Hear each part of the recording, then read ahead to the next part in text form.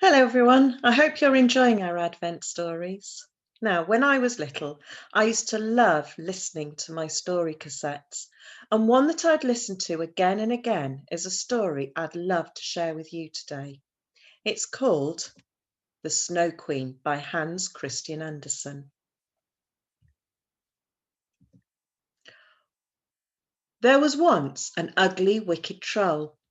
He had lots of horrible children with teeth and nails as sharp as his.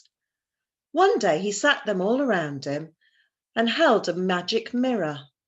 "Look at this mirror. It's magic," he said.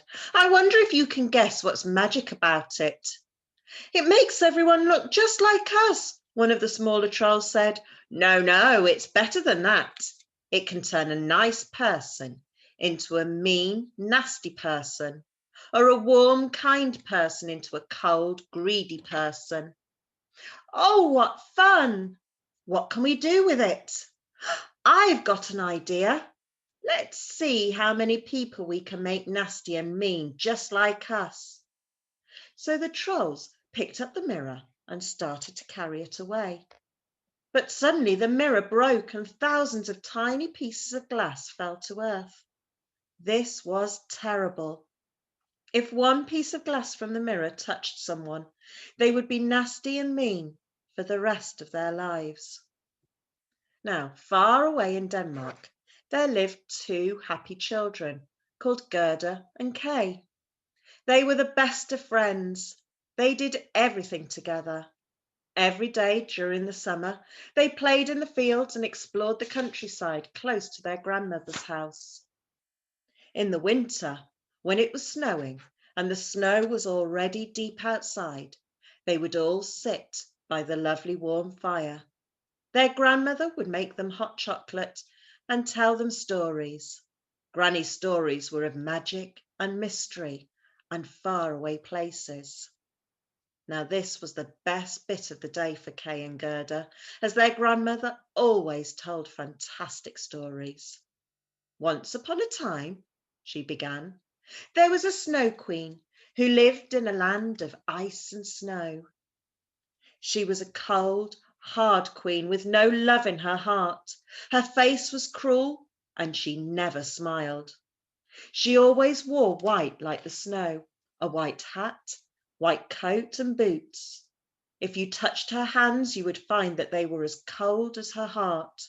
She would drive her sleigh through the falling snow silently, passing by houses and villages.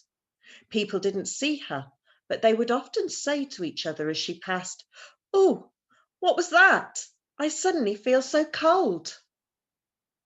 One winter's day, Gerda and Kay were playing outside in the snow. They worked all day to build a snowman. At last, it was finished. All of a sudden, Kay screamed, "Ouch! I've got something in my eye. It really hurts." "Let me have a look," said Gerda. "I can't see anything. Perhaps it was some snow." But it wasn't snow that was in Kay's eye. It was a piece of glass from the magic mirror. In 1 second, Kay changed from a happy, kind person into a mean, nasty, horrible boy. He suddenly grabbed his sledge and started to walk away from Gerda. "I'm not playing with you anymore, you silly girl," he shouted. "I'm going. Goodbye." "But why? What's wrong?" asked Gerda. Kay didn't answer, but walked off towards the trees. Gerda walked home alone, feeling very sad. "Why did Kay shout at me?" she thought. Suddenly, Kay heard a sound behind him, and then a strange, cold voice. He turned round to look at a magical white sleigh, driven by a tall lady dressed all in white. There she was, the Snow Queen herself, in a beautiful white sleigh pulled by 4 white wolves. How hard and cruel her face looked as she shouted at the horses, "Faster, faster!" As the wolves got closer and closer to the icy lake, they began to slow down. Kay waited for his chance, and when the sleigh was near, he threw the rope of his sledge over the back of the sleigh. The rope caught hold. He jumped onto the sledge just in time, and he was off. Off they went like lightning as the wolves galloped across the icy lake. "Stop! Stop!" he cried.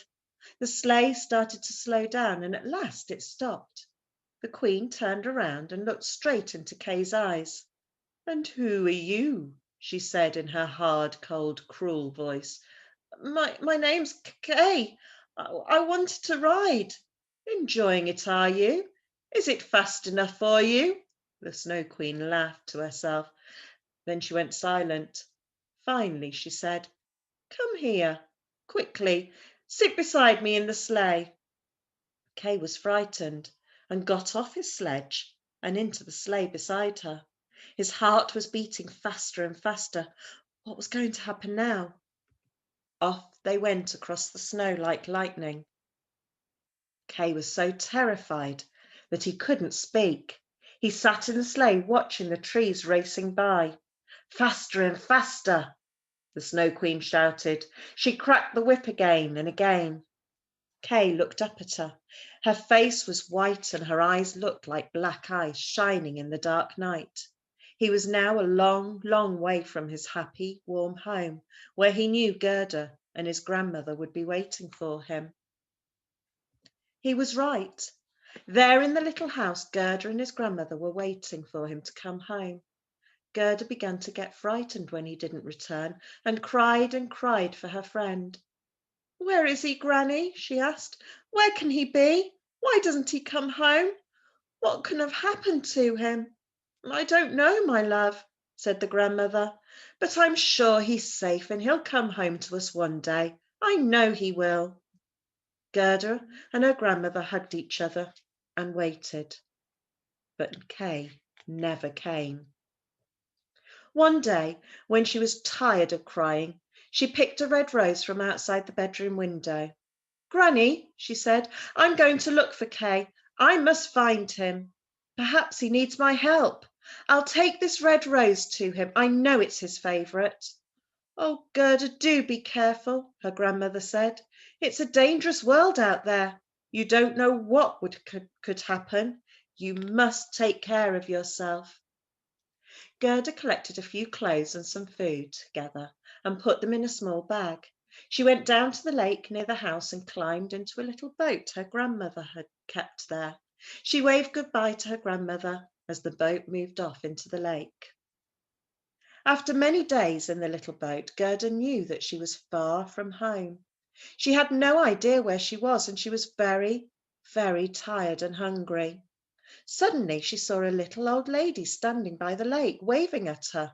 Next to her was a pretty cottage and a garden full of flowers. How beautiful it all looked. "Oh, you poor little thing," the old lady said. "Come here and rest. You look thin and tired. Come and stay here with me for a while. Come, let me help you out of the boat. I'll make you something to eat, and then you can go to bed and sleep as long as you like." "Oh, thank you," said Gerda. "You are so kind." So Gerda went into the house and had something to eat and then slept and slept. She was so tired she slept for 12 hours. When she woke up, the lady cooked her a lovely breakfast, which tasted better than anything she had remembered. After breakfast, she got dressed in clean clothes. "Will I find my Kay?" "Of course you will, my dear. After a few days' rest, you'll feel strong and ready to go on." After 3 days, Gerda felt much stronger and full of hope again. She said goodbye and thanked the lady for being so kind. Gerda set off into the forest and on her journey to find Kay. "Caw, caw!" What was that sound? She heard it again. "Caw, caw!" Gerda looked up and saw a huge black bird. It landed in front of her. "Come on, little girl," it said. "The forest is no place for you. It's a dangerous place. Get on my back. Where do you want to go?" "I'm looking for my friend," Gerda said. "What does he look like?" asked the crow.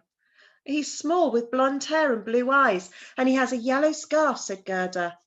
"Caw, caw!" said the crow. I know where he is. You do, said Gerda. That's fantastic. Can we go there right now? Of course, said the crow. The bird took Gerda to a castle where a boy with blonde hair and blue eyes had just married a princess. But no, it wasn't Kay. Gerda was so sad she thought her heart would break. The princess was very kind to Gerda. Take the reindeer, she said, and go to Sweden. My uncle is the king there, and he'll know what to do. So Gerda thanked her and set off again on the reindeer. Have you seen my brother Kay? She asked the birds. Well, we saw a boy with the Snow Queen. Perhaps it was him. Does he have a yellow scarf? Yes, oh yes, that's him. It must be, said Gerda. After travelling for many days, she met an old lady who lived at the edge of an icy lake. Do you know where the Snow Queen lives? Gerda asked her. It's far from here. You must go north all the way to Finland, she said, pointing to the mountains. Then you must ask again, but be very careful. That woman is dangerous. They came at last to a tiny house in the middle of a forest where an old woman lived. Where is the Snow Queen? She asked. You must go to the palace. It's not far from here, said the old woman. But be careful. The Snow Queen has a heart of ice. She is a dangerous woman. Gerda ran off towards the palace, her heart beating like a drum. I must find him, she said. The Snow Queen was in her palace of ice with Kay as her prisoner. I have to go away for a while, but you will stay here in my palace. You are mine forever, she told him. Kay was cold, frightened, and very unhappy. He didn't like it there. The Snow Queen left Kay alone in the palace and set off on her sleigh, cracking the whip to make the wolves go faster and faster. Kay could hear her laughing as the sleigh disappeared into the night. Not long after the Snow Queen had left, Gerda arrived at the Palace of Ice. Oh, Kay, you are safe, she said. Who are you? Asked Kay. I don't know you. You don't know me? I'm Gerda. Oh, Kay, look, I brought you a red rose for you. It's from Granny's garden. Gerda started to cry as she spoke, and her warm teardrops fell onto Kay's face. They washed the tiny pieces of glass from Kay's eye. Then he remembered. Oh, Gerda, we're in great danger. We must go quickly before the Snow Queen comes back, he said. They ran out of the palace and back to the tiny house where Gerda had left the reindeer with the old woman. She was happy that Gerda had found her friend, but knew they were in danger. Quickly, she said, you must leave. They jumped onto the reindeer's back and travelled back home as fast as they could. Oh, my dear children, said their grandmother when she saw them. I can't believe you're safe again. And she hugged them both. Let's have some hot chocolate and then we can have a story. So they all sat down together beside the lovely warm fire with their hot chocolate and delicious cake to hear one of their grandmother's stories of magic and mystery and far away places.